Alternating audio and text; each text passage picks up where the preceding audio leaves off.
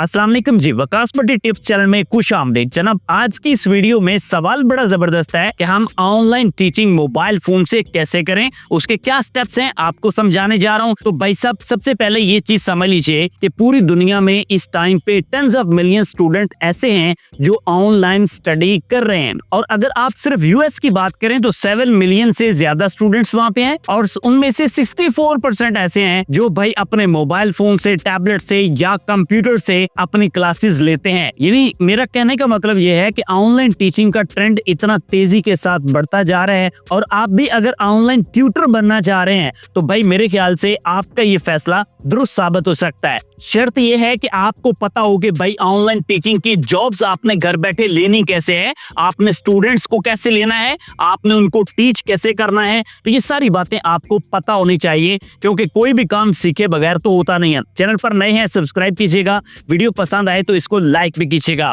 अब मैं जरा थोड़ा बेसिक से चलता हूं कि अगर आपको ये नहीं पता कि ऑनलाइन टीचिंग भाई हम स्टार्ट कैसे कर सकते हैं, तो सबसे पहले आपको पता होना चाहिए कि आपके पास एक डिवाइस, चाहे वो मोबाइल हो या लैपटॉप हो या फिर कोई ऐसा गैजेट हो जिससे आप पूरी दुनिया के साथ कनेक्ट कर सकें इंटरनेट के थ्रू। और वहां पे हमने रेलेवेंट एप्लीकेशन या रेलेवेंट सॉफ्टवेयर के थ्रू अपने स्टूडेंट्स को डील करना होता है। अब उसमें ये पाबंदी नहीं होती कि भाई आपने मैथ ही पढ़ाना है, आप चाहे तो उर्दू पढ़ा लें, आप इंग्लिश पढ़ा लें, जो आपका फेवरेट सब्जेक्ट है आप उसके स्टूडेंट पूरी वर्ल्ड में से एक्सप्लोर कर सकते हैं। और अगर आपको स्टूडेंट पसंद करते हैं तो भाई वो आपसे कांटेक्ट भी कर सकते हैं। इसके लिए मुख्तलिफ प्लेटफॉर्म्स मौजूद होते हैं, बहुत सारे फ्रीलांसिंग के ऐसे तरीके मौजूद हैं जिसमें आप भाई अपने स्टूडेंट्स जो है वो ले सकते हैं ऑनलाइन टीचिंग के लिए। अब आप में से बहुत सारे लोगों का ये भी इंटरेस्ट होगा कि आखिर कौन से ऐसे प्लेटफॉर्म मौजूद है। देखें, ये काम आता है फ्रीलांसिंग में।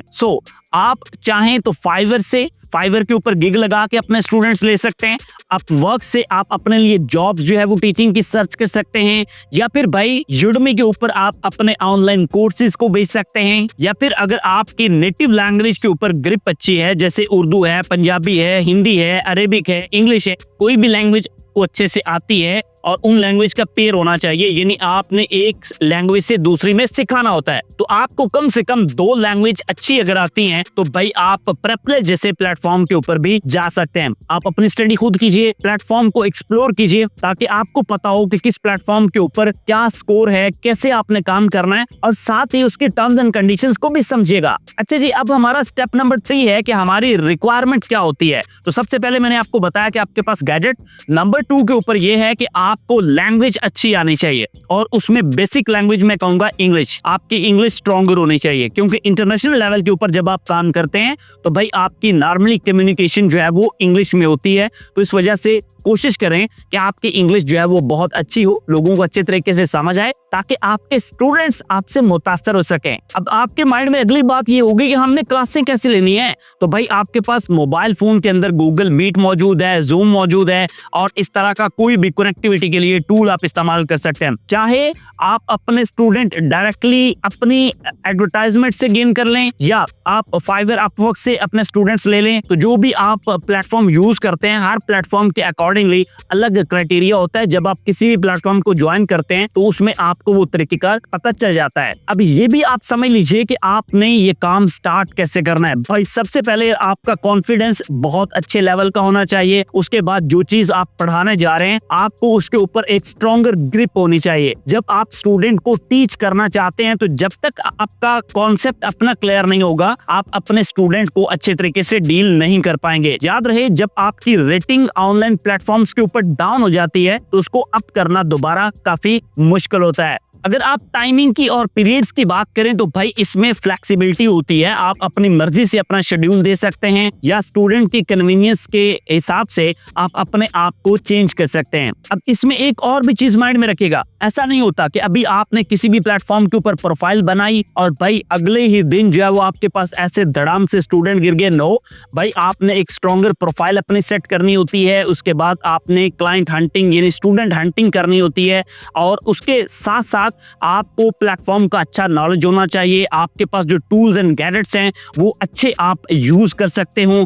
और उसके बाद आपको मैंने बताया ना, आपका कॉन्फिडेंस लेवल अच्छा होना चाहिए। अगर ये चीजें आप में हैं तो आप एक्सपेक्ट कर सकते हैं कि आपको स्टूडेंट्स मिलेंगे। अच्छा, मैं ना यहाँ पे कुछ आपको टिप्स भी दे देता हूँ जो आपके काफी काम आ सकती हैं। देखें, आप जब ऑनलाइन टीचिंग करने वाले हैं तो आपके पास नोट्स होने चाहिए, आपके भाई क्विज बने होने चाहिए, आपका जो स्टाइल है वो फ्रेंडली हो, स्टूडेंट के साथ आप घुल मिल जाएं। और भाई जाहिर है आप अपने मोबाइल फोन से अपनी क्लास को अटेंड कर रहे हैं तो आपका कैमरा जो है वो ऐसे शेक नहीं करना चाहिए। आपने बकायदा इसको किसी स्टैंड के ऊपर रखना है या जो भी इसका क्राइटेरिया है, आप इसको एक अच्छे जगह के ऊपर फिक्स करें और उसके बाद अपनी क्लास को स्टार्ट करें। आपका बोलने का अंदाज, आपकी पेस, आपकी वॉइस क्वालिटी, ये सारी चीजें बहुत ज्यादा मैटर करती हैं जो भाई आपके स्टूडेंट्स को बढ़ा भी सकती हैं और कम भी कर सकती हैं। आई होप आपने ऑनलाइन टीचिंग के हवाले से काफी कुछ समझ लिया है। कुछ चीजें में भी आपकी रह गई हों, आप YouTube कमेंट में पूछ सकते हैं और साथ में अभी तक वीडियो को लाइक नहीं किया तो वो भी कीजिएगा। नेक्स्ट वीडियो किस टॉपिक पर देखनी है कमेंट्स में बताइएगा। मिलते हैं आपसे एक और वीडियो के साथ।